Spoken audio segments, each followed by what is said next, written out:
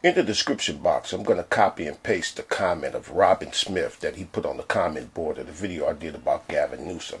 And, the video wasn't really all about Gavin, but rather it was about this green energy stuff, about going electric and getting off fossil fuels.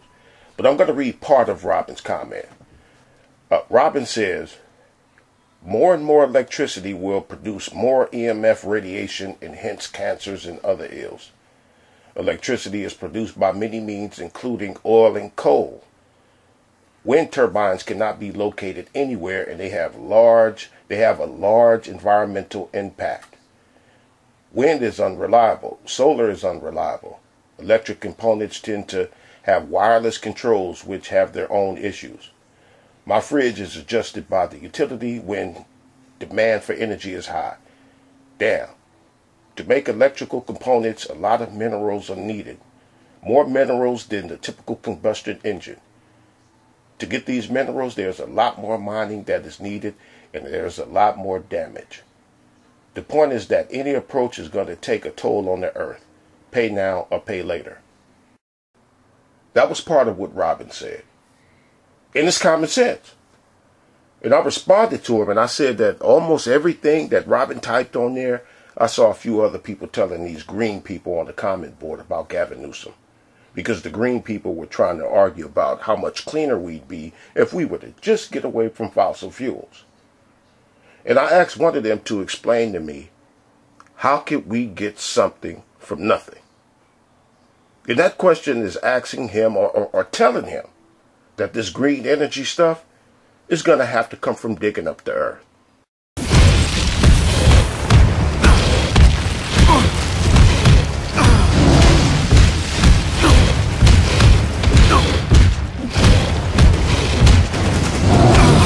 Now, before I get into this green machine thing, that's what I call this clean energy stuff. I call it the green machine. But before I get into that, I want to let people know that I'm very well aware of the other side and their devilishment too. So I'm going to play something from the Oversight Committee hearing yesterday, and I'm going to play it twice, or maybe 3 times, just so you don't miss it. Now, here is Republican Representative of Ohio, Jim Jordan, questioning Mike Summers of the Petroleum Institute. Mr. Summers, are CO2 emissions in the United States lower today than they were 20 years ago? They are, Congressman. Significantly lower, is that right? They are significantly lower. In fact, CO2 emissions from the power sector in particular are at the lowest level since 1978. And that's because, things like cap and trade passed and regulations from the government caused you to lower them. Isn't that true? Congressman, actually, that is because of the innovation that has occurred in the American oil and gas industry. Exactly. Cap and trade didn't pass. It's not because of regulations from government. You guys did that on your own because it's just the right thing to do and it's good business, right? It's not because of regulations from government. You guys did that on your own because it's just the right thing to do and it's good business, right? You guys did that on your own because it's just the right thing to do and it's good business, right? Did you catch that? Did it on your own because it was the right thing to do. There's your meaning of smaller government right there that Republicans claim to be about.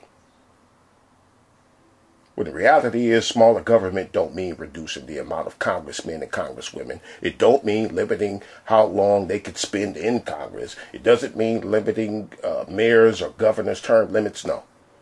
It means deregulation, which means let companies push forward and faster with destroying the planet and everything on it and in it. Let them pollute as much as they need to. You know how in a ends justify the means type of thing, or type of way. But people tell lies about how smaller government means that Republicans want to keep government out of our lives. That's nonsense. Now I'm going to play something else for you because they're all playing the same game. Right, what I'm going to play is Jim Jordan trying to get Mike to lie.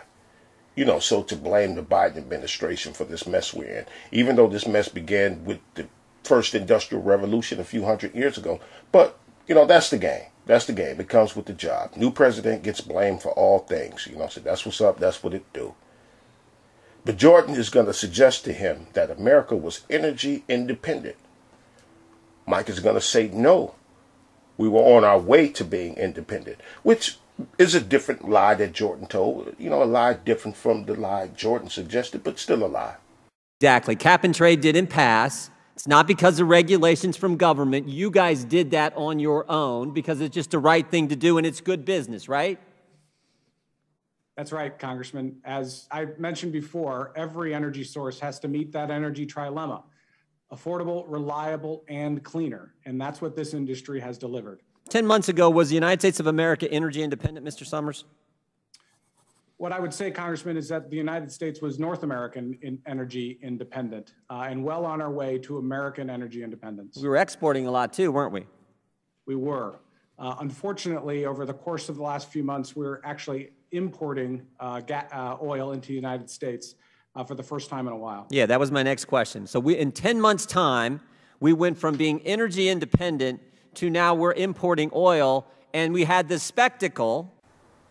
Even after Mike corrected him, you heard Jordan proceed to insist that we were energy independent.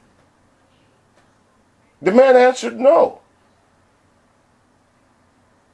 No, he said. But anyway, they're all selling the same lie that the Green New Deal people are selling about becoming independent. All the same gang. But like I said, that was just to let it be known that I know about the other side of the coin.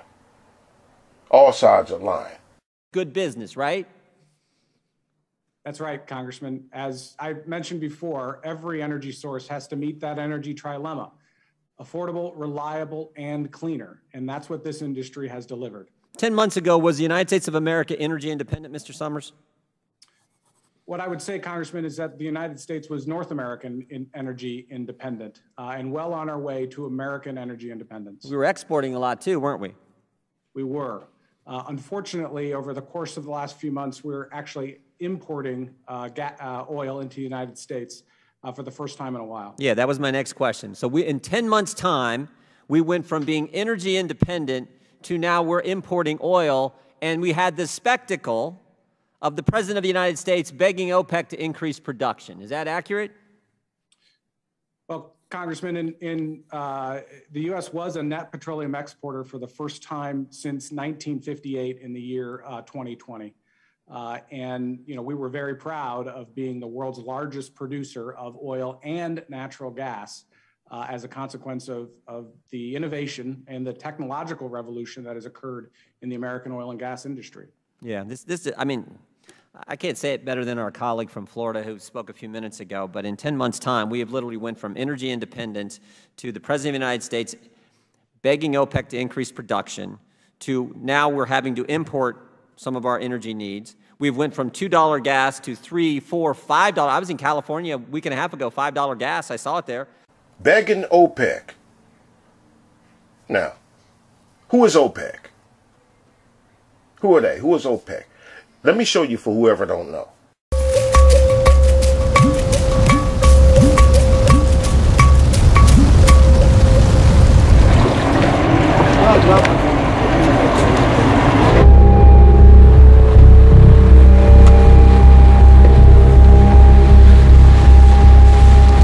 We're riding through the Niger Delta right now. Nigeria's oil reserves are under us, so we're right at the center of Nigeria's oil production. Illegal oil refineries are buried deep in the creeks of the Niger Delta and are notoriously difficult to get to. Local oil businessman Don Wazaro helped us secure access to one under the protection of a paramilitary group that provides security for the oil thieves.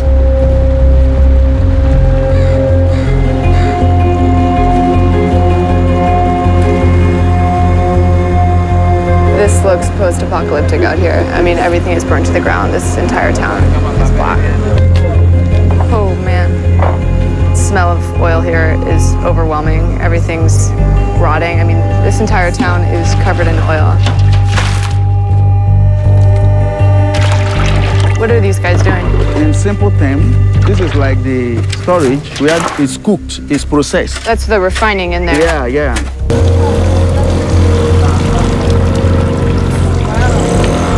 So they're just starting to pump the crude from the ship through these hoses into what they're calling the crude oven. That's where the refining process happens. And then it goes through these pipes into the cooler. They use water to cool it down.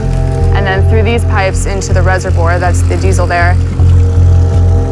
Then they pump it again into those drums, and that's where it's exported from. Just a couple of years ago, operations like these were on the decline, in part due to an amnesty program where the Nigerian government paid militants to stop refining and selling the oil beneath their land. But in 2016, the new government reeled back those subsidies, so now the black market is once again thriving. Why do you do this work? It's to see the truth. I don't have any other handwork. I survive with this little work that I'm doing illegally. Look at this. Holy shit, huge plumes of smoke.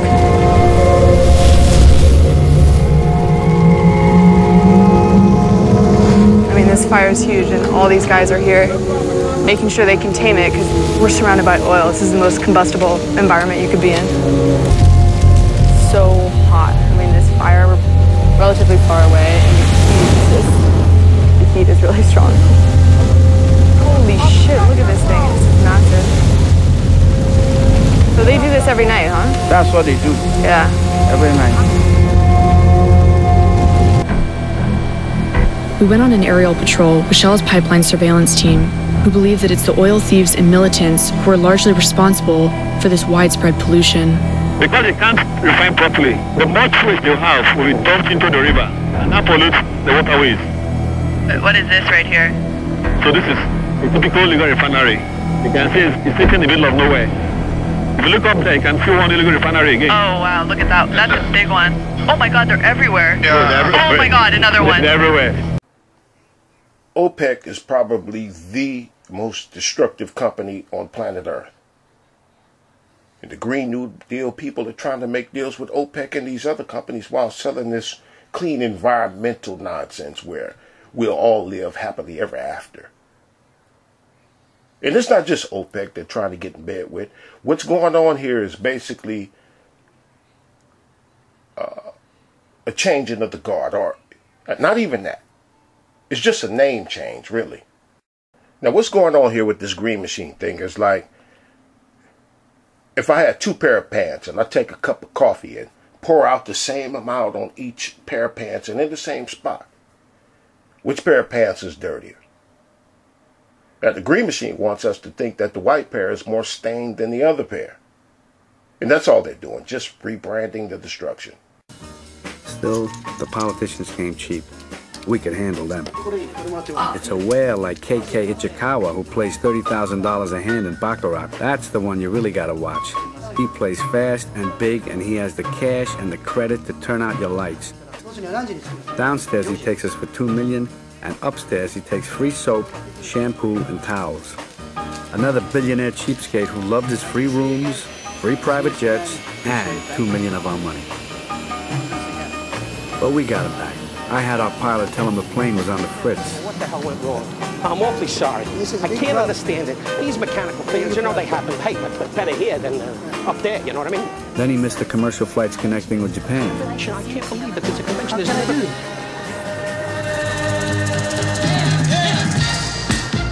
We got him back with a whole floor of rooms to himself. Sorry you missed the plane. I have to get to my Mariva. No gambling. And once he was back, he played small. He bet 1,000 a hand instead of his usual 30,000 a hand. The bank was a natural 8 over a 5. But I knew the trick with whales like Ichikawa was that they can't bet small for long. He didn't think of it as winning 10,000. He thought of it as losing 90,000. So he upped his bets. Until he dropped his winnings back and gave up $1 million of his own cash.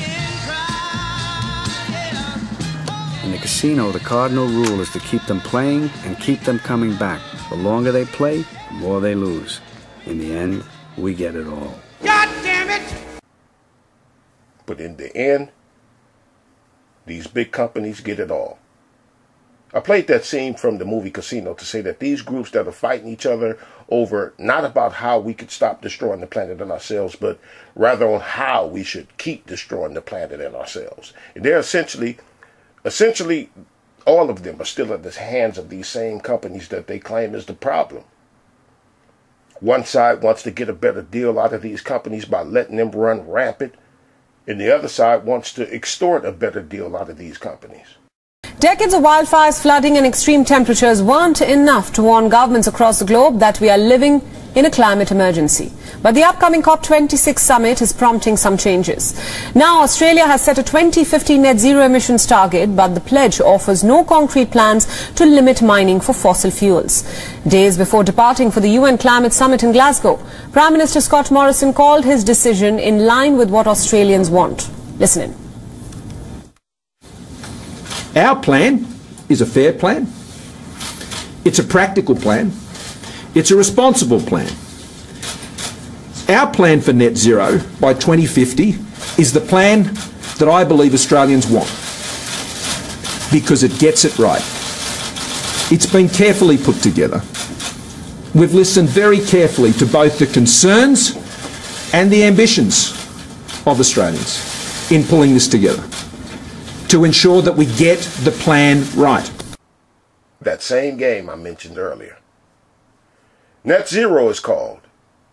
They actually want us to believe that it's possible to one day not put any pollution into the environment. They're actually selling that idea.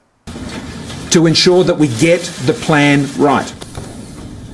So what does a 2050 net zero emissions target mean? This means not adding to the amount of greenhouse gases that is already present in the atmosphere, which will stabilize the amount of greenhouse gases being produced and removed to halt the worst impact of climate change. Nations have pledged to limit rising temperatures to 1.5 degrees Celsius by 2050. But to achieve that, by 2030, the world needs to cut emissions by 45% and also reach net zero by 2050. Experts fear that if a country like Australia, which has been at the forefront of climate change, took years to take action, then countries with lesser impact will delay their fight further. Morrison's Conservative government has resisted climate action for most of its 8-year term, and for the obvious reason, profits. Australia is one of the world's largest coal and gas exporters. The country is one of the world's largest emitters of greenhouse gases on a per capita basis. Despite this, the Prime Minister has refused to strengthen 2030 emissions reduction targets, which are seen as crucial for meaningful climate change action. While Morrison says his action against climate change is in line with his people's expectation, he refuses to stop building mines. A man who says he has plans for net zero emissions is the same man who won't stop mining coal. But that's what the green energy people are doing too. Blowing smoke up people's asses. Hello and welcome to Gravitas Plus. I'm Palki Sharma Upadhyay. It's the 24th of October 2021. We're just a week away from COP26. So here's a thought. Are you polluting the environment by wearing what you're wearing right now? Okay, let me rephrase this. Is your fashion sustainable? H&M swears its collection is conscious. Levi says you're helping the planet by wearing its jeans. H&M is offering a discount in exchange of recyclable clothes. In 2019, the search for sustainable fashion increased 75%.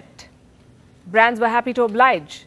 So sustainable fashion became the new trend. Companies today are offering guilt-free fashion, ethical fashion, vegan fashion, recycled fashion, organic fashion, eco-friendly fashion, and of course, sustainable fashion.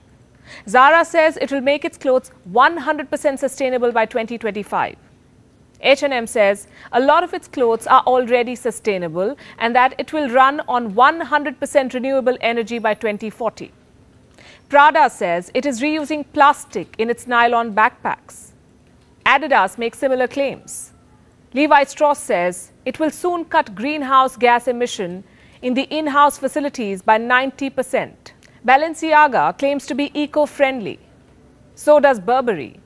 Coach says it won't destroy unwanted merchandise anymore. Uniqlo has even appointed Doraemon as its sustainable ambassador. But here's the problem. Uniqlo is not Nobita. So how can Doraemon, the fictional Japanese cat, help Uniqlo achieve its sustainable goals? H&M says its collection is conscious, but it doesn't explain how the alternative materials are better for the earth. Also, where did H&M's conscience go when in 2019 it overproduced $4.3 billion worth of goods? What happened to them? Some of Zara's clothes have the Join Life tag. It is stamped by the Forest Stewardship Council. The problem is the stamp is just for the tag, which means the tag and only the tag is eco-friendly. A name change.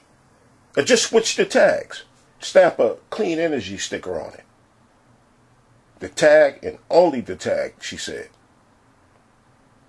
Or in other words, in the end, they get to keep it all.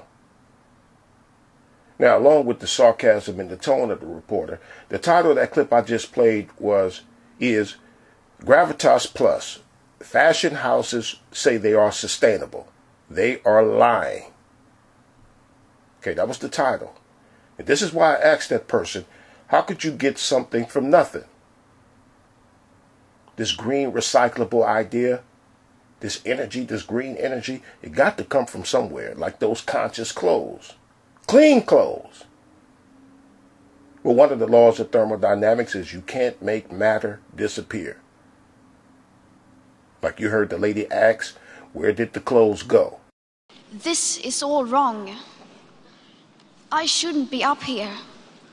I should be back in school on the other side of the ocean. Yet you all come to us young people for hope. How dare you? You have stolen my dreams and my childhood with your empty words, and yet I'm one of the lucky ones. People are suffering, people are dying, entire ecosystems are collapsing. We are in the beginning of a mass extinction, and all you can talk about is money and fairy tales of eternal economic growth. How dare you? Right there. The sad thing about all this. No, there's supposed to be a climate change rally.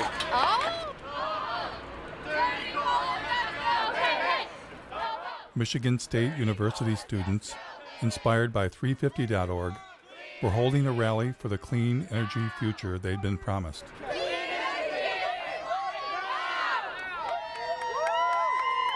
Imagine when I found out that it is the largest on-campus coal plant in the nation. The goal is to get the whole world moving beyond fossil fuels. Who wants to do a 350 sign on the steps of the... But it turned out Michigan State had a form of green energy in mind the students did not support. The university contracted with a energy contracting company. They put together like a modeling tool. First 2 or 3 months that the steering committee was using this modeling tool, it didn't even contain data for wind or solar. So there was... Adam told me they were planning on substituting coal burning with biomass burning. The permit that is currently being considered by the state is a permit for 24,000 tons of biomass per year. And the plan is to do that in all four boilers. Unfortunately, the steering committee considers biomass renewable at the moment, which we're not happy with. Michigan State wasn't the only university to go green. I'm happy to announce that Carolina will be going beyond coal in the next decade. Now, as we begin to wean ourselves on coal, we're about to try another alternative energy source, biomass. And who is here to help the University of North Carolina switch from burning coal to burning trees? So it is a great pleasure to be here today to celebrate the remarkable step that the university is taking, to say we're going to do our part. A remarkable step indeed. We're to do our part by getting out of bed with coal companies and into bed with logging companies? Where did the idea of colleges going green by burning trees come from anyway? Sad thing about it is that there are good-willed people who have been bamboozled. You know, people who want to stop this destruction. And we should get stopped. We're tearing up everything. So yeah, it needs to be stopped. Biomass means to tear up the forest, which is what we've been doing. But, sad thing, good people who are being misled into believing that they're doing something good is going to get us all in trouble. So I was wondering whether you thought climate change could be an issue that could unite us all on left and right, moving us beyond debates about C16 to discussions at the UN at Katowice next month. where perhaps humanity might finally discover its global map of meaning? No.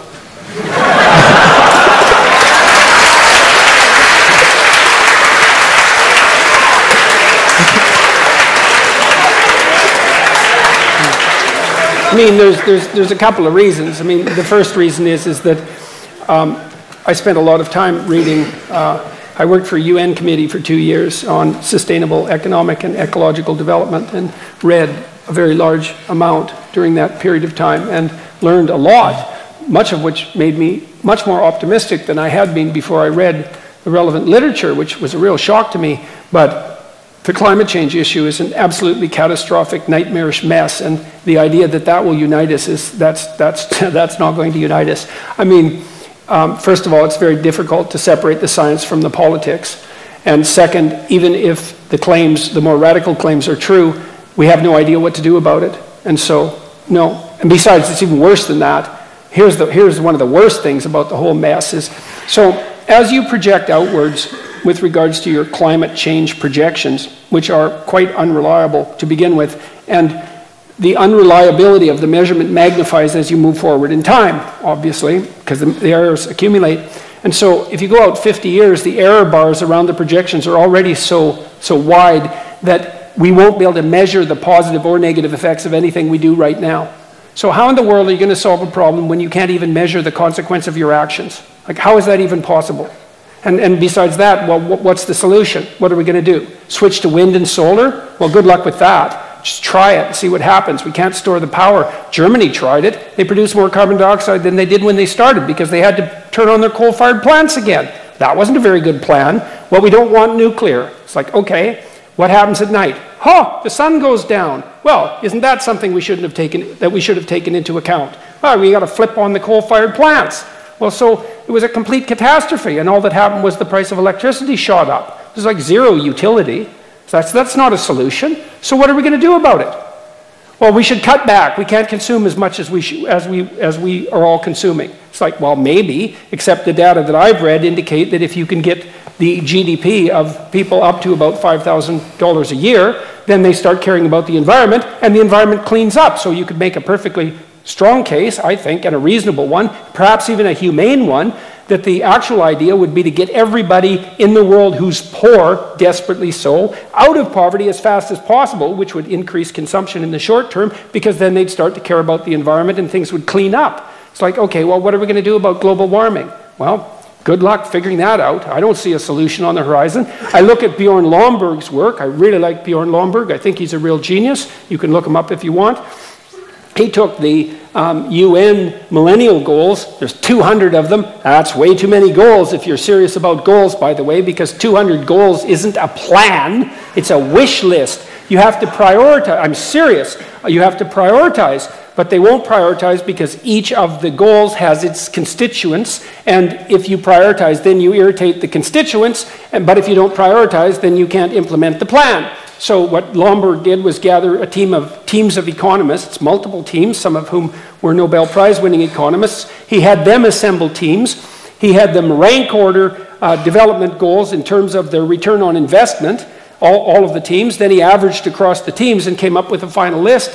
And addressing global warming wasn't even on the list. The most fundamental, he wrote a book called How to Spend $75 Billion to Make the World a Better Place, and that's not very much money on a global scale. Almost everything that he recommended had to do with increased child nutrition in developing countries. It's like, these things are complicated, man. These are complicated. It's like, well, let's fix global warming. It's like, okay, well, good luck with that. First of all, how are you going to do that? And to think that will unite us, well, certainly not uniting us so far. So, no. And it's the kind of low-resolution thinking that just gets us absolutely nowhere. I like what Lomborg did way better. I think it's way more intelligent.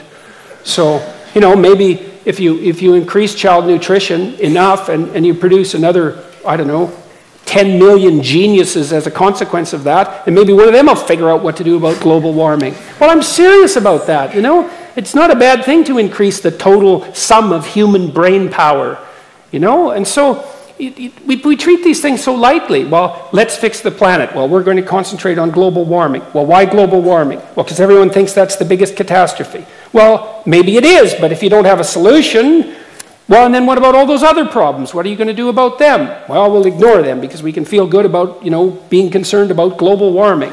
It's like, one of the reasons, there's more trees in the Northern Hemisphere than there were 100 years ago. No one knows that, but it's true, and by a substantial margin. You know why, in part? Because people burned coal instead of wood. It's like everyone says, well, we shouldn't burn coal. It's like, okay, fair enough. What do you want to do, burn trees instead? Because that's what poor people would have done. It's like, coal isn't good. Well, it's better than burning wood.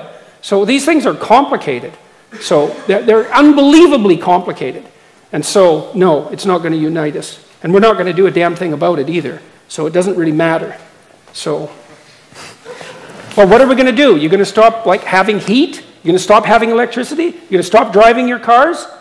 You're going to stop taking trains? It's like, you're going to stop using your iPhones? You're not going to do any of that. And no wonder. So, no. Thank you for that.